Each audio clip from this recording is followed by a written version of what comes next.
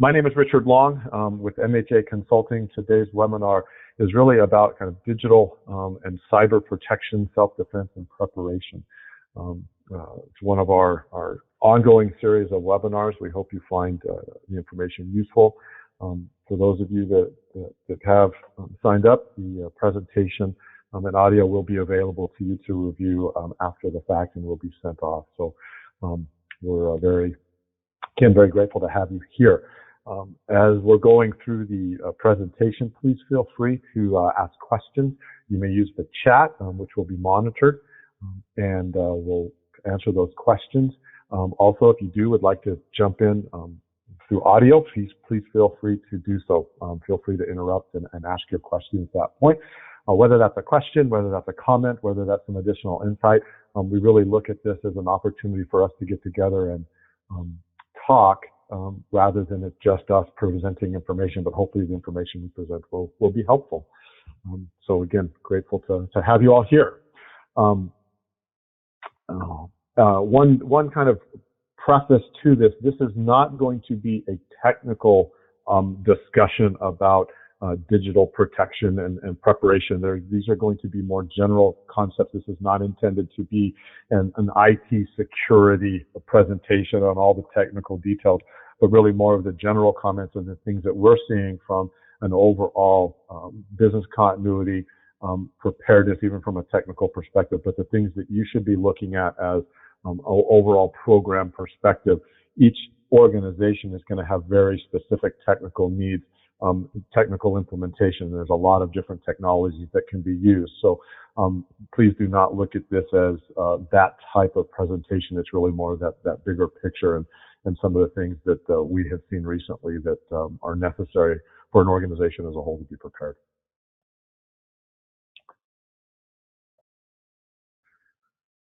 All right, so for those of you that may have been on some of these before, this is who MHA is. We've been around for 20 years from a business continuity and disaster recovery consulting practice. Our consultants have a lot of experience. I myself have been doing this for over 20 years. Been with MHA for a bit over 13 years. And before that was in the IT space, working on several different large organizations. But we do go across the globe. We have several international customers, and we do have our SaaS-based compliance tools from BIAs to plan development and program assessment. I focus on both the IT, disaster recovery, and technology engagements, as well as the business continuity engagements as well.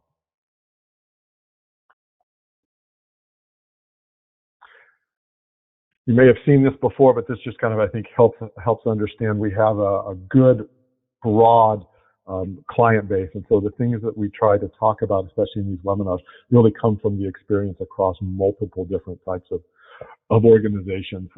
And so we try to leverage all of those together. But if you do have some specific things around, different verticals, I'm happy to talk to those specifically. But I think our background and our breadth of work really does help in that perspective. As mentioned, we're an overall full suite of disaster recovery and business continuity services. It can go from the very beginning, from assessing the program, providing suggestions and roadmaps, all the way up through implementation and actually managing programs as well. We were there. We often are in organizations for multiple years, working with them, not because we're trying to just stay on there, but we think we actually do provide value, and our customers and clients will call us back for assistance. The other thing that we'll do is jump in, kind of as a firefight. So if there's a need to develop plans, or if there's a need to just help with an exercise, we can do all of that. It isn't just the full program, but we can do any and all of that. And we very much enjoy coming in and doing a quick hit, helping organizations, but also very much enjoy starting at the beginning, giving you the roadmap, and then letting you pick up from there, or potentially helping it as we go along. So we really do kind of cross the entire gamut from a business continuity perspective. Also from the technical perspective, not only on the DR side, but we'll also help with other types of assessments, data center moves, other technology types of engagements, even some project management as needed. So a lot of that times that will happen with our clients that will ask us to kind of branch out a little bit. But from this perspective, we really take that whole suite of disaster recovery and business continuity. I should also note when we put in that also includes crisis management, emergency management, incident command type of consulting as well. So, let me just jump back here. So first off, what are we really talking about when we talk about kind of digital protection and data security preparedness from a cyber defense perspective? What we're really looking at here is all of the planning, training, monitoring, implementation of tools to minimize the impact of any kind of digital breach to an organization's data, processing network, et cetera. So we consider this both the preventative work and then any kind of planning for reactive execution. And one of the key aspects, I think, from a cyber protection or a digital protection is it's not if, but when. And I would also add, if you think you haven't been already attacked, you're probably wrong. There's probably been some level of breach that even your organization may or may not be aware of in the past. Might have been minor, it might not have done anything, but it very well is likely that it's occurred. The other thing, hopefully this doesn't come across disparagingly, but if the teams that you work with, if they come up and say, this will never happen to us, that is a big red flag that there's probably a potential security risk. Not because it's conscious, not because people are there, but because the teams that we have in place are typically very, very bright, very, very good at what they do, and that's not a question. But the attackers and the threat actors are better, just in general. They're smarter, they have that incentive, and so we always look at those teams that understand how good they are is good, but also understanding that they're not invincible and they're not necessarily smarter than the attackers. That's a good place to be. Don't always assume that you're the smartest person in the room. So from a cyber perspective, you should always assume that it will happen. There will be some level of breach that you can't control even that's there. So that's really kind of what we want to kind of prepare and talk about today. So for today, a couple of different areas. One is kind of the prevention side and then the preparation side. And that might feel like it overlaps, but when we talk about prevention, we're really trying to do as much as we can to mitigate and put those gates or controls in place that would hopefully make it harder for threat actors to get there. And then the preparation is in terms of what will happen when an attack or some type of breach does occur. Because again, it will occur in some level in your organization. So a couple of trends and ideas from a planning and a protections perspective. Really, very few organizations are absolutely fully protected, bulletproof. It's out there. And I think that just goes without saying. As you look at the news, you look at all of the things that are happening, there's always somebody being attacked. And it's not like people are just putting their heads in the sand and hoping it will not happen. They are putting their preparations and they're doing everything that they can, and it still occurs. There really is little emphasis on real, true functional training and even exercises. A lot of it's going into we'll talk some about the training, but a lot of it's going into all of the protections, making sure that authentication is protected, or all the firewalls, all those things that are happening. When in actuality, because we know it will happen, being prepared, how you're going to react, how quickly you can do things, and we're going to talk a lot about that going forward. We've talked about being just as smart as the threat actors. That's not necessarily true. Like in a lot of things, sometimes the criminals are the smartest people in the room and you wish we could get them on our side. There really is little functional documentation. And what I mean by that is there's a lot of information, there are plans, there are pieces, but a lot of it is more policy-ish driven, or it's about what we are going to do. There's not as much actual executable, this is how we're going to respond, or this is all of the pieces that we're going to execute on a day-to-day basis. We rely on reacting, and we rely on the intelligence and the experience of the individuals, which is a good thing. But just like any other business continuity preparedness, having the executable will make things more effective. And in some cases, we're not incorporating the external agencies and partners as much as possible. A lot of times, law enforcement or your forensics or maybe your insurance, but your partners. And we'll talk a bit about that as well from a third-party perspective, because there's so much of that integration and understanding what your service providers are doing or what your vendors are doing and the risks that they have is going to be an important aspect to being protected and prepared. As we said, it's not if but when.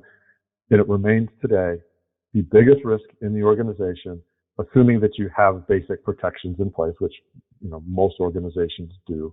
Your people are your biggest risk. Phishing campaigns, any kind of malicious software that comes in through any form, whether it be email, text, whatever that is. It's when people click on links that allows the threat actors to get their software, get access in. That will always be. We just cannot see the difference that the people will always be the biggest risk because that's the gate in. It's a lot easier to get through people than it is to get through the technology. And then in some cases, there really isn't an overall standardized incident management process. It can often be all over the place. So really making sure that your incident management is coordinated and ensuring that the cyber side is integrated with the crisis management, which is integrated with the IT, and even potentially the business continuity, making sure that's there and they're not disparate.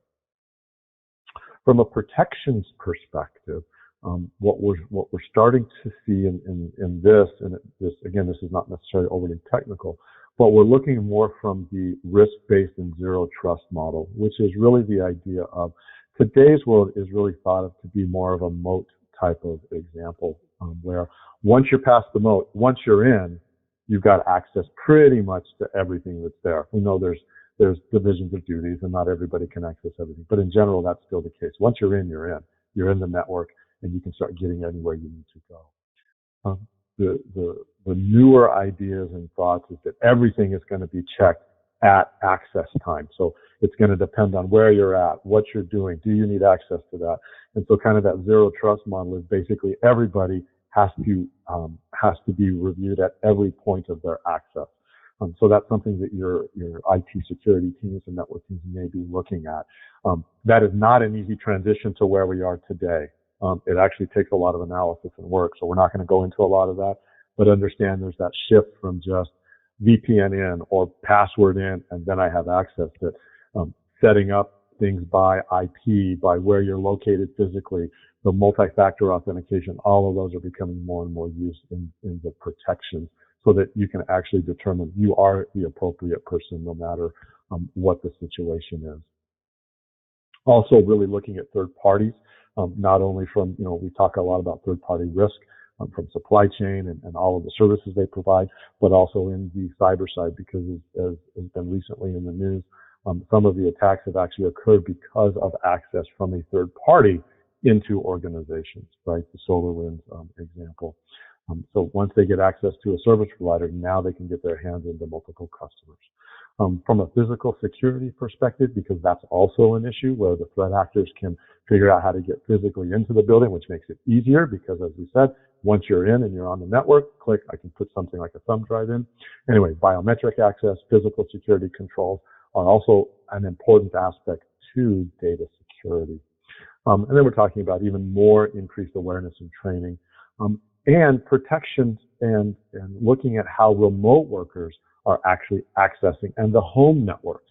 Because as soon as somebody could get into the home network, now if they get into if they log into either VPN or they have access to the services at home, that could then impact. So no longer do we have control of our networks because people are in the office. More so than any time over the last 2 years, many or most of our people are remote. And so their home security is now being tied to your corporate security. So when we think in terms of prioritization and objectives from a digital perspective, I actually took this and kind of thought about it in similar from business continuity ideas where we talk about life safety first, and then we talk about incident stabilization and then facility, et cetera, and then business continuity. And it's the same thing here. When we start thinking about our priorities, it's how are we protecting our data? How do we know that we're being as protected and appropriate as possible? Then go to incident stabilization. Stop it, right? Stop what's happening. Isolate what's occurring. Then we can get into making sure that our assets are not continually being accessed, whether that's data, whether that's systems, whether that's our buildings, et cetera. And then we can start focusing on business restoration. So it's a similar concept, just kind of with that more data-focused sense. So as you're thinking through this in your own organizations, kind of consider that business continuity prioritization model for the same things that you have on the cyber side, with business restoration actually being the lowest priority, but making sure that we protected ourselves or stopped the incursion as quickly as possible.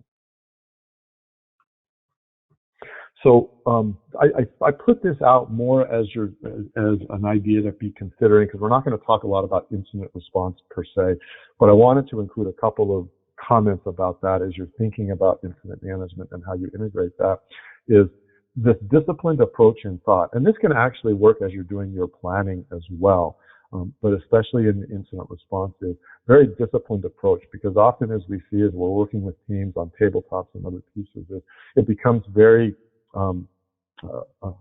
hit or miss in terms of how the activities are occurring. There'll be a quick assessment and then there's an activity, or then they'll go back to an assessment, or they'll go, okay, we got to go implement this, and they'll send people off. What we find is that it's very important in all the things that we do to be very disciplined in our approach and our thought. And so this API approach, which is what we use at MHA, it's the same, it's a different methodology or a different description for really the same concept.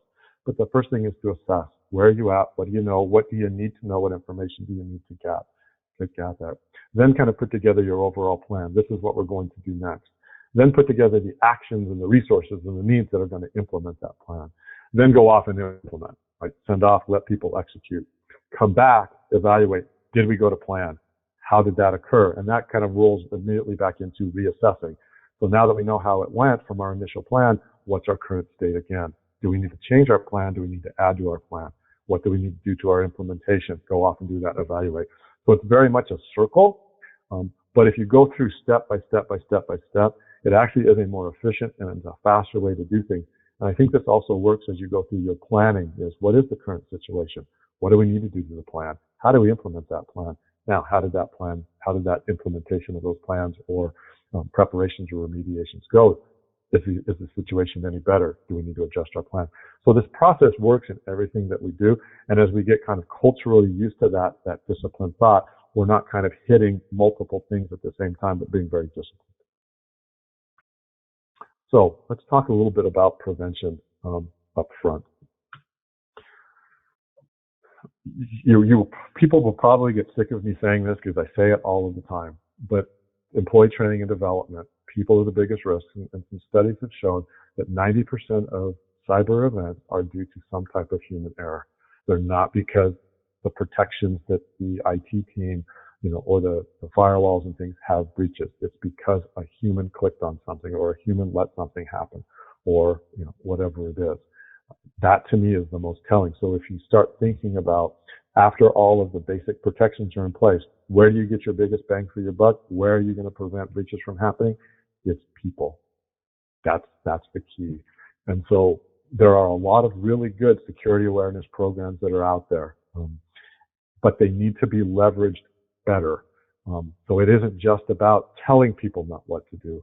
And it's more than just doing phishing tests, right, that occur. It's taking those tests and expanding it out. It's doing multiple levels of phishing tests. If you're doing the same type of fish for everybody, then the folks who are good at the easy ones, they need to be stretched.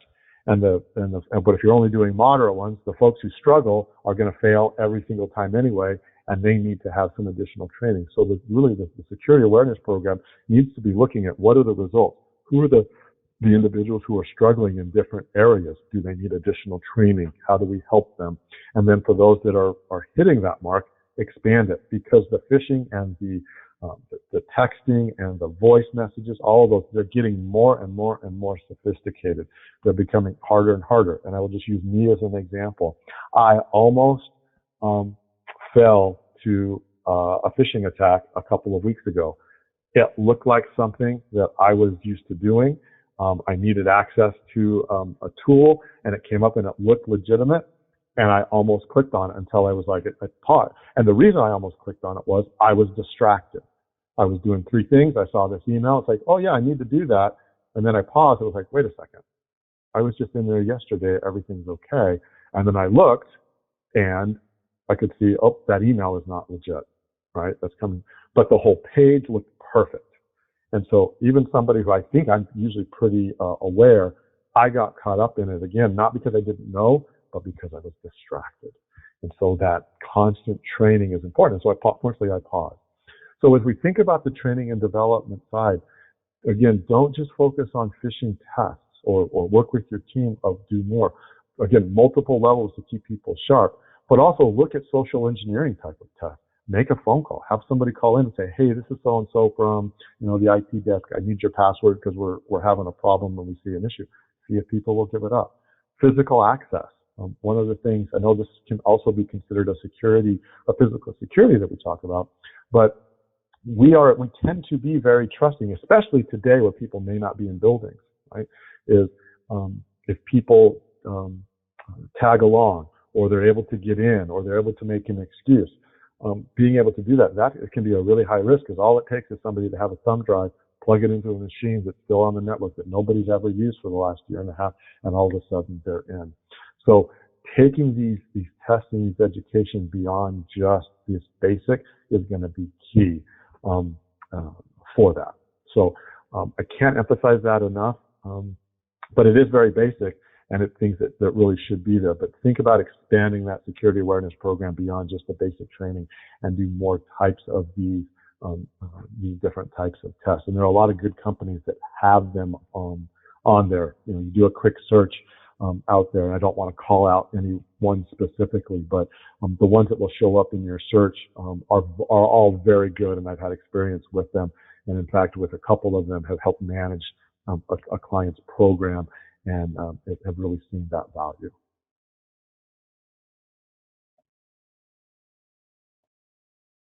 So let's kind of talk high-level technology for you as business continuity professionals to at least be asking about and understand.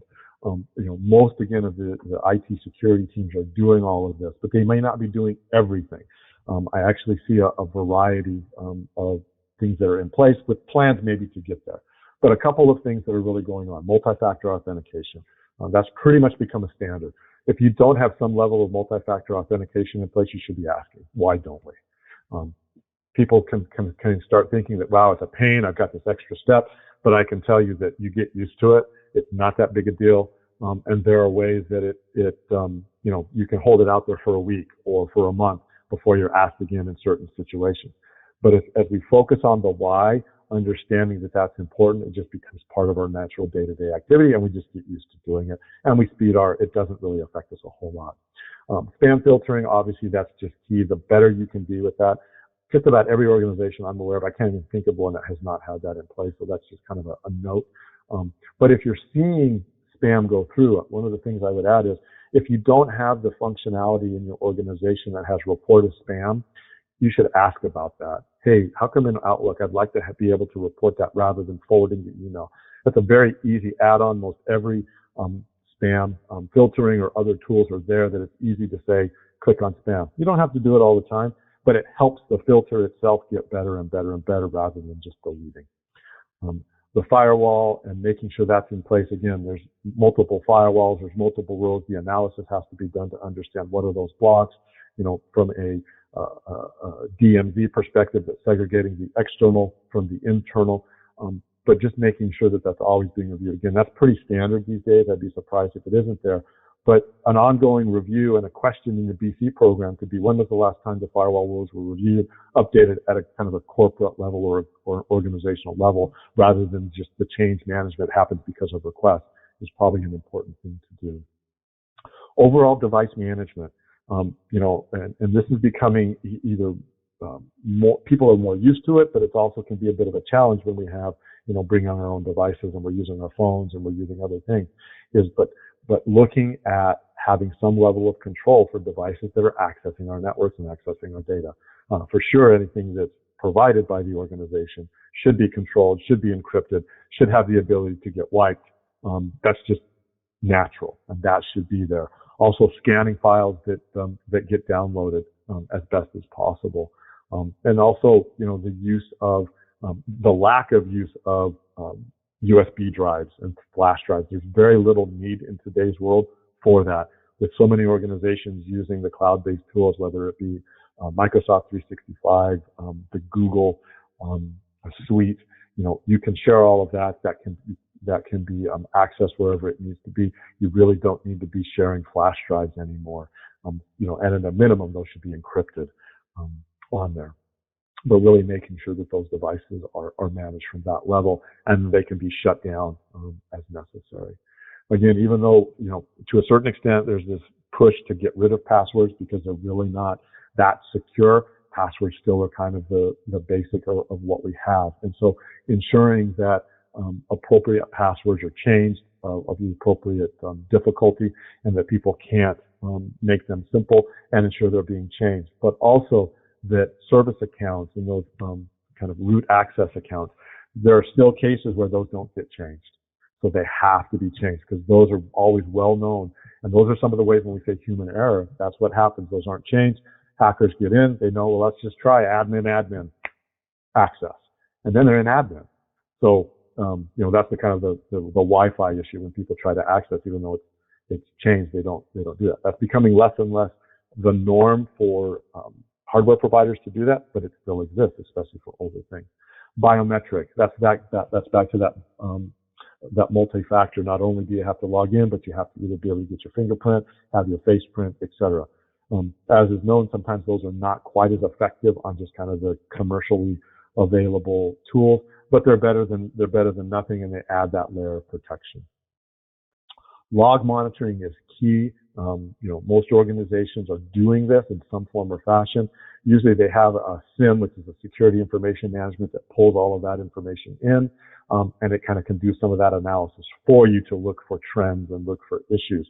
But there are still organizations that are doing it manually. I was just on the phone with one yesterday or this week, and I was asking about their SIM, and they were like, well, we kind of have one, but not everything's in it, and we have 2 people that are dedicated to just looking at logs every day. That's better than nothing, but that definitely isn't the most because there are so many logs generated on a day-to-day basis. Another big piece here is unsupported environments. You probably wouldn't be surprised, but there are a lot of things that either are not patched or they are just cannot be patched because they're running old legacy type of applications, and by patching them, it will break. That too is one of the biggest risks that are out there. If you're running an old, unsupported environment that isn't up to date with current and modern security architectures and security procedures and policies, that's a risk. That's an area that will be identified and found. And then lastly, we talked about kind of segregating the network off and making sure that people only get to the area that they have rather than just an overall flat network. And let me just give you an example. And this is actually a couple of years old, maybe even longer than that. But one of the things that I was speaking to a security colleague and acquaintance, and we were talking about this. And he said, yeah, it's interesting that people think that the threat actors are still the ones that are out there doing it. And the reality is all of this is automated now. It's all sitting out there waiting. And so it's almost like you've got the army out there trying to breach the location 24/7. And he said he was off doing something on his personal network where he had to drop some of his protection to do some work. And he said within 2 minutes, he was getting notifications that there were attacks coming from China. So they were just literally sitting out there waiting. It isn't like you can take it down. It's like, well, it'll be okay for a day because, nobody will know. They're sitting out there waiting to try to get in with these bots all of the time. And that's a kind of a scary situation to be. So from a governance perspective, as it relates to technology, this is really the overall policy, computer use, data sharing, making sure a hierarchical approach is in place. All of those should be well understood and expected so that when the tools and the protections are put in place, there's no question. We've done this recently with several organizations to make sure people understand this is what you can, this is what you cannot do. This is what's expected. This is what we are and are not going to allow with your use. We just cannot allow some certain things. And it even got down to very limited personal use of company devices. And that's okay, right? There's so many other things. We have our phones, we have our other things. We don't need to be shopping on our work laptops anymore.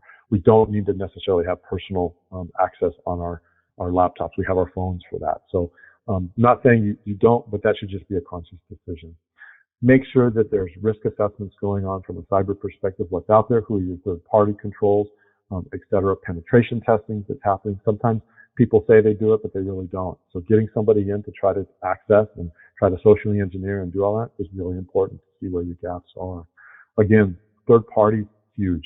As you do more and more work with third parties, having those conversations with them is going to be key. Understanding what their risks are, especially if they have access into your system, especially if you're giving third-party individuals credentials to get into your environment. Do they have their own cyber training and awareness? Do you require them to do it, them to require yours because there are some specific things?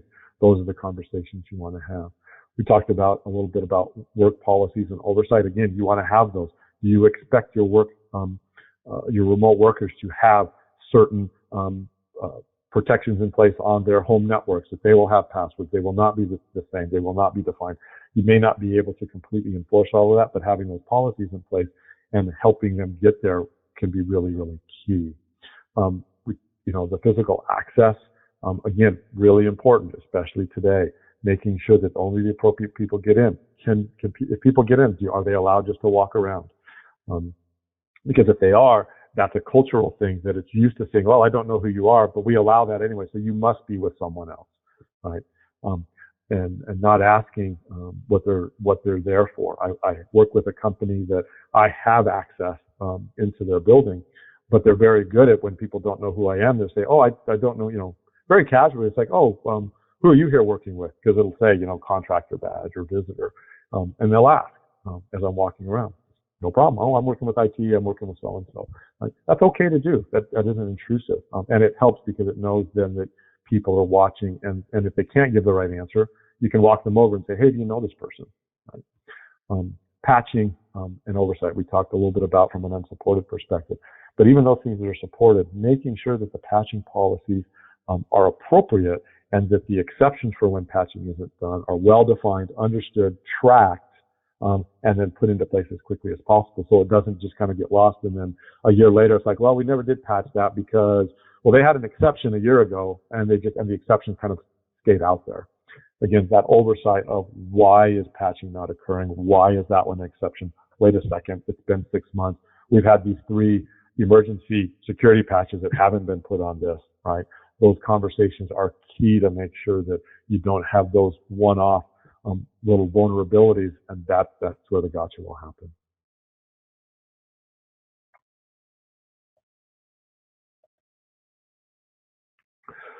A couple other thoughts in terms of prevention.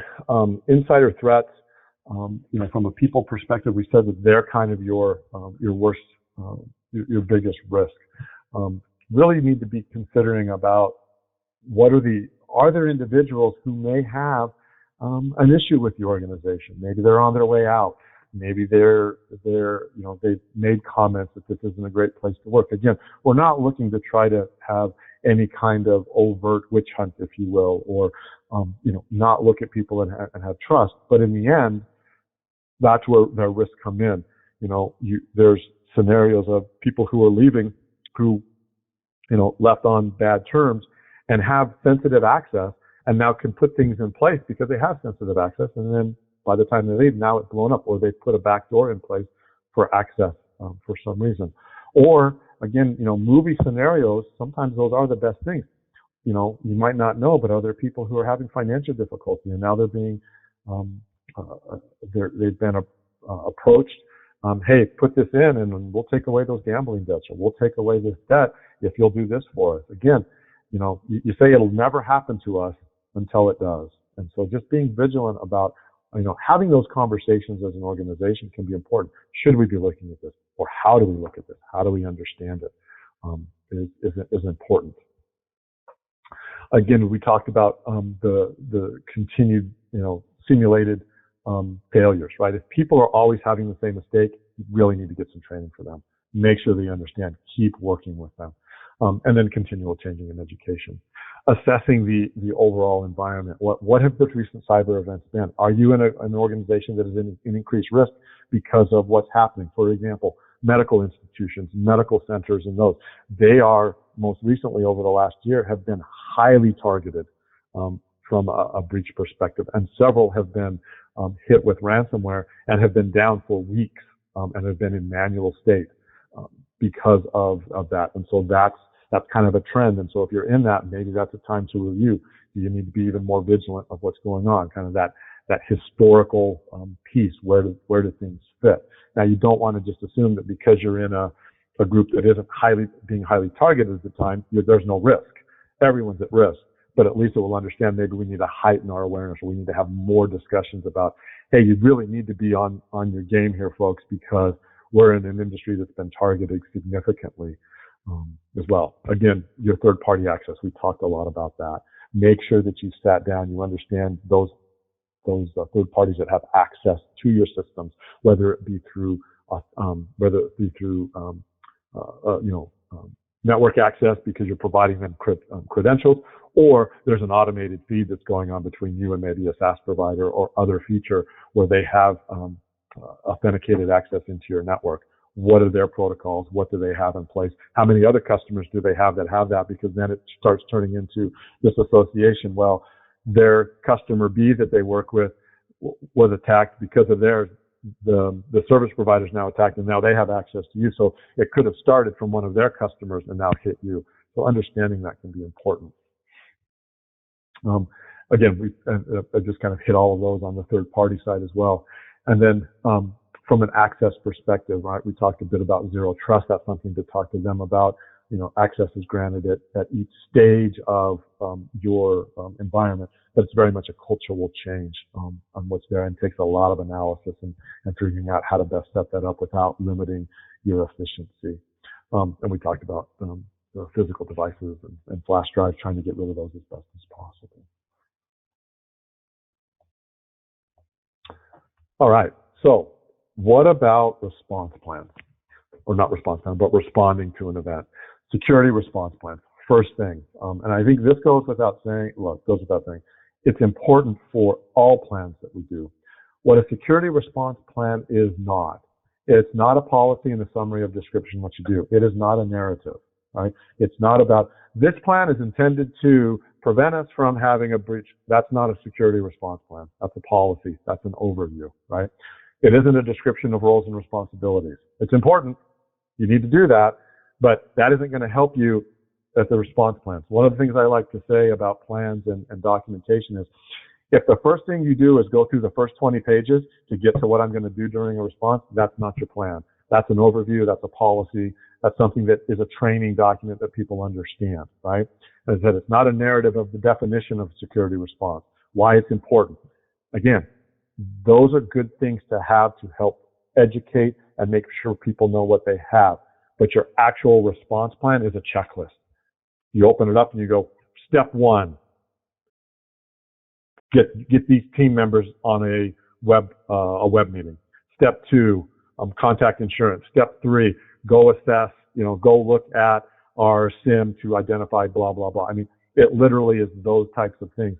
Anything that is more of a narrative, and without, again, understanding, anything that maybe an auditor is looking for and they like to read through, that's not the plan. The plan is for the people who are going to execute it. Really should be checklist based. So what we're suggesting these days is separate those out. Either have them as separate sections or have them as separate documents, so somebody knows I go right to here when I have an issue. But don't intermix those. We often look at the plan as kind of the narrative and those things, but that's not what it is. So you can kind of see here, when we want documentation and what a response plan is, it's command. You might assess the risks up front, but then it's execute. Who are you going to communicate and who is going to help you? So again, what is it, right? It's the notification and coordination of the response team. So they know what to do. They know where to access, right? A checklist. How are you going to execute? What analysis is going to be performed? What services are going to be isolated? How do we isolate those services? How do we recover this? What's next? It's really those pieces. Communication tasks, right? Templates. I've already got it defined. This is what I'm going to send out to my third parties. This is what I'm going to send out to stakeholders. This is what I'm going to send out internally. And all I have to do is fill in the details, right? It has the whens and the whos already defined, so you don't have to think about it right then. This probably all sounds very familiar because it's part of crisis management, but it's the same thing for security response, and it's going to be different from crisis management potentially. Again, predetermined decisions. When will we shut everything down? Do we have to take the network down? Do we have to take certain applications down? What's the criteria for that? Make those decisions now so that when people get there, they can always call that off, but at least they know, hey, we've hit this milestone. Our decision is shut it down. Is everybody in agreement that's what we're going to do? Yeah, go. Save so much time, and it adds a lot of protection, right? Again, the forensics, insurance, law enforcement, when do those need to occur? People who may know that in their heads may not be available, and so it needs to be documented and understood. Any kind of third-party needs, what is your third party going to do? Hey, this happens. I've got to get a hold of this SaaS provider, and you've got to turn off your interface, right? Because you interact with them, and there's a risk. For some of the medical teams and organizations that we've worked with, one of the things that they have access to is not only their on-premise medical records system, but they have access that's kept in kind of an off-site or in a multi-customer available environment at the application provider. Well, and that's for this type of reason. If they lose access for some reason, they can go to this cloud access or this hosted access and at least have access to a read-only copy. Well, interestingly enough, for some of the medical companies, when they had to take their EMR, their medical records environment down, the company said, "But we're not giving you access because you're getting access through your network, and we don't know that you're not infected and are going to infect us. So until you can prove you're clean, you can't have access to that." So that impacted their ability to use kind of their backup during a cyber event, but during a regular outage event, it was there. So understanding those third-party integrations and what's going on with that response, how do you deal with that, is going to be key to these plans. You talked about kind of insurance and law enforcement because they're there to help you, and there may be requirements because the insurance company either needs to be notified or they actually require to assist in the forensics in order for your cyber insurance to be valid. Don't forget about the business department integration, because depending on the actions that are going on, the access, what's taken down, what's isolated, that could actually develop or imply that their business continuity plans and their manual workarounds need to be in place. We're going to talk about manual workarounds. And lastly, making sure that incident response and command integration is there. Different from what the security team is doing, is there something from an IC perspective or an incident response that needs to be integrated that may be different, and making sure that they understand their role and stand up and shut down in there as well. Workarounds. This is kind of one I'd like to, I really want to hit a little, somewhat hard, because one of the things that we're seeing is organizations are not prepared from a ransomware or a cyber event. If they have to take the whole network down, how am I going to do this without systems? We assume that we might be down for a little bit of time, but we'll get back up, and so we'll just force our way through it. What we're seeing, especially on the medical side and other organizations, is if you have to take this whole thing down and have to start building it up, you're talking about days. It's not hours. And so being able to make sure that you can do some of the basic functions manually to keep yourself running is going to be key. And I would highly encourage you to go off and look about that and ask that question. And if the IT says, don't worry about it, we'd never be down that long, I would not that I don't trust them, but I would say, well, what happens if you can't? What happens if it is such an egregious breach that you have to take it down and we aren't comfortable enough and we have to start bringing things up, basically from the ground up, from that network up? How long is that going to take? And then you can start looking at your downtime or your manual procedures. Things like payroll. What happens if you actually have to do it? I will tell you, for most organizations, just paying what you did the last pay period is not sufficient. It's big ugly to try to restore that, unless you're a very small company or everybody is salaried and there really isn't that much overtime. But outside of that, it's really hard to deal with. And what do you do for pay that are furloughed, or if half the people go away, or whatever that may be? So considering that. If you're in manual processes, you need runners, right? Are people going to have to be there in the old school, right, where we used to have people who would be delivering the mail, or we'd have people delivering before we had email? You might have to consider that, right? And all these other pieces, alternate shipping and manufacturing, if those go down, right, because they may not come up for a week. What would you do about that? Maybe nothing, and maybe your days of supply are sufficient, but you need to be consciously thinking about it. Your vendor and third support. What do you do about protecting any kind of downtime devices? If you have, it's like, well, yeah, we go down, but this device over here is what we can do for a read only. The problem from a digital perspective or a cyber perspective is that could be infected as well. So it has to go down until it can be verified as clean. So you can't necessarily use your non-cyber event downtime or protections during a cyber, because if they're network connected, they very well may be corrupted as well. And then the whole idea of what happens if you're in the halfway state. Part of my systems are up, part of mine aren't, because it's taking time to get them. Will your manual processes work, right? Making sure that you're documenting everything. Make sure that you address the actions for a long-term outage. You know, and then identify action tasks that need to be in place. So it isn't just about, here's how we're going to run our business, but typically you're going to say something like, we're taking everything down in 15 minutes. Get yourself ready. Having those plans and kind of activation or steps to start being prepared to run manually are an important piece as well, not just ahead of time. We're getting kind of to the end, and we've got through most of these, so in case there are questions, but kind of from a network isolation and security perspective, you know, you can take this as you read, but really the idea is protect during that should be an attack, not an attach. I apologize, we missed that. To limit the impact. So really understanding what microsegments, meaning what different portions of the organization based on user needs, location, that maybe could be taken down individually if needed, if you see that, versus just having to take the whole thing down because you don't know. Defining those requirements for segmentation, understanding the overall network architecture to understand those number of segments, the number of types of control points between them. This is all really kind of network work that needs to be, so you can kind of ask these questions.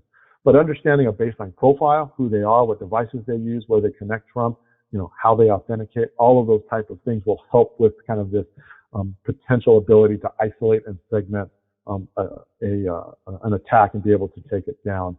And then ultimately kind of put those either segmentation things in place, or at least understand what they are so you know how to shut them down and put the isolation tasks and execution steps in place. So kind of a shutdown and a recovery perspective, again, this kind of goes down to an overall ability. This has to be integrated with the organization. So there's two kind of situations. One is a quick one where you just have to take it all down, right? There's another one that could be controlled where we can do it kind of step by step, you know, because of the importance of systems or because of data issues. Understanding the control one just adds risk, because the longer you're on the network, the longer you're in a compromised state, it could spread. But really looking at both options. How do we take things down quickly? Do we just pull the network and then we shut everything down, or is there another kind of quick control? And then, you know, how do we handle things manually? Do they have to be manually disconnected? Can it just be part of? Do we just power it off? Do we need to unplug things? You know, all of those things. Isolation. But scripting those shutdown processes might help, so it can be automated. If click a couple of buttons and the scripts run to do it all, that might be helpful rather than manual. Don't forget that end devices must be part of that.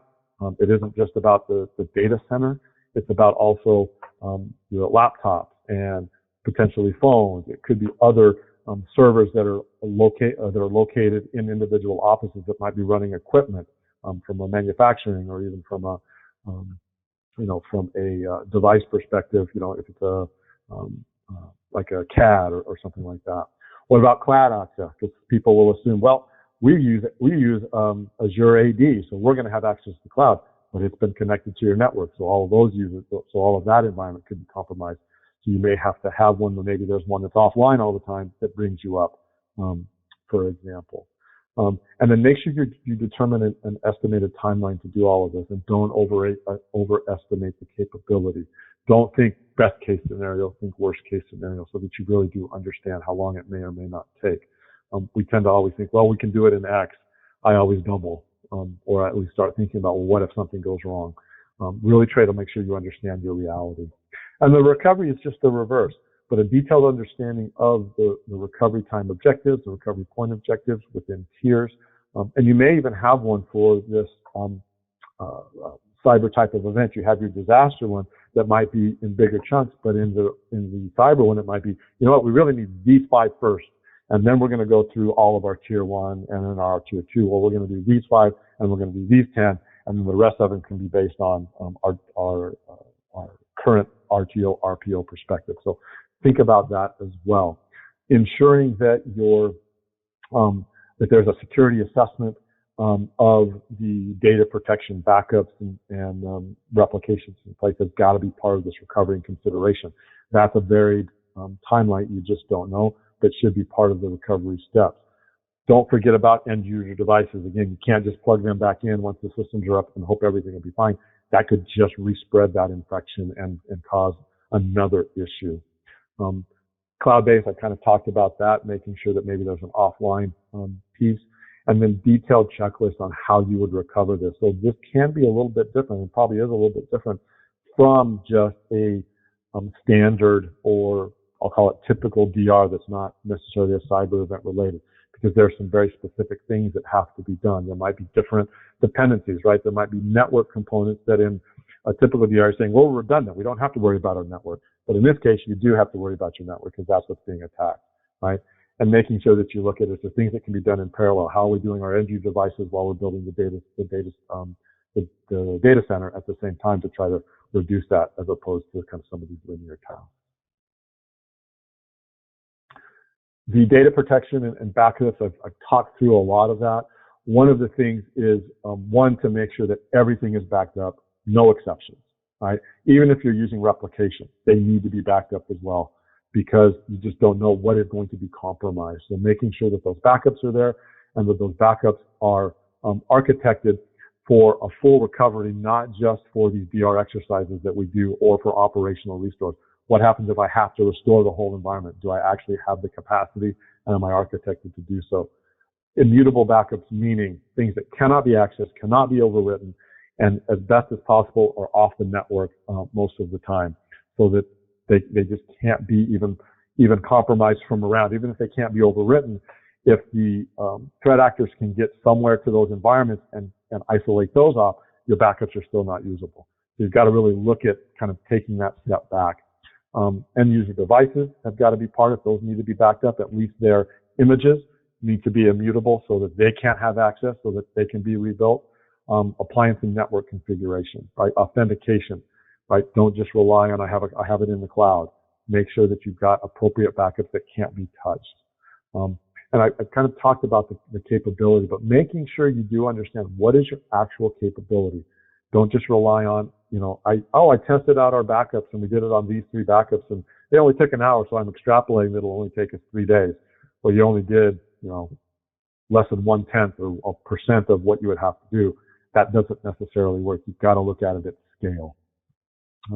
Make sure that backup restores are part of DR tests, not just replication that's in place, not just the critical systems. Include those non-critical systems, because they may have to be part of this as well, and ensuring that that process works, they're in place. Don't just assume a technical test is sufficient. And I talked about kind of stressing it out and making sure you do things to scale, and making sure that, will the recovery times actually meet close to the RTO.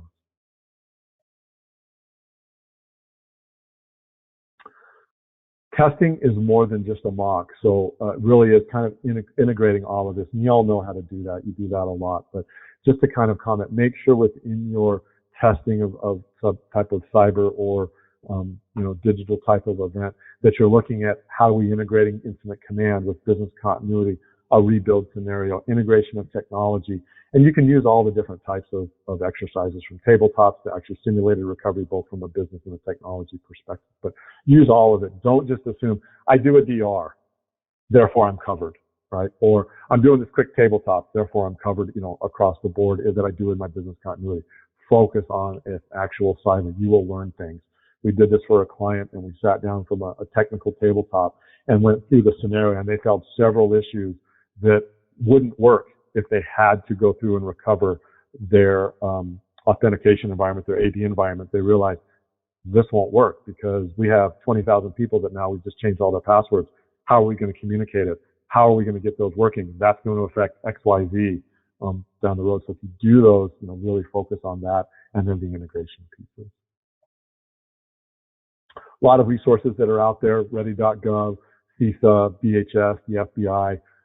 Don't forget about your technology providers, your cyber insurance carriers, other groups and organizations that you're with, talk to them. What are your peers doing? All of those things can be out there. And again, your people are your biggest issue, and don't think that you're smarter than the people who are looking to attack you. They're as or just as smart, or they're going to come up with ways. They're using psychological things and psychological techniques to get in. That's really all I've got. Don't forget about training, governance, technology, a good security plan, reviewing your environment, assessing detailed shutdown and recovery plans, making sure that you have functional workarounds, and verifying your capability is all there. So thank you for your time. Really do appreciate it, and enjoy your rest of the day and the week.